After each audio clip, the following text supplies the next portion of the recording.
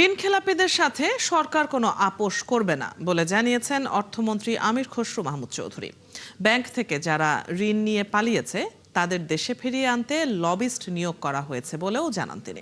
মঙ্গলবার সংসদ অধিবেশনে বিরোধী দলের সদস্য হাসনাত আবদুল্লাহর সম্পূরক প্রশ্নের জবাবে অর্থমন্ত্রী এসব বলেন। এ সময় তিনি জানান, আগামী বাজেটে দেশীয় ব্যাংক থেকে সরকারের ঋণ নেয়া কমানো হবে। বিনা নোটিশে ব্যাংক কর্মকর্তাদের চাকরিচ্যুত করার বিষয়ে বাংলাদেশ ব্যাংক কাজ করছে বলেও জানান মন্ত্রী।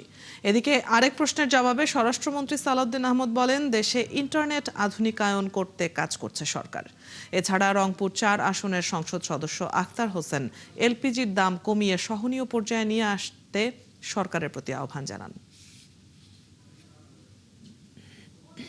চাঁপাইনবাবগঞ্জের আম দেশের একটি গুরুত্বপূর্ণ কৃষিপণ্য। আমি নিজেও খুব বেশি আম পছন্দ করি এবং এর রপ্তানি সম্প্রসারণের বিষয়টি সরকার বিবেচনা করছে।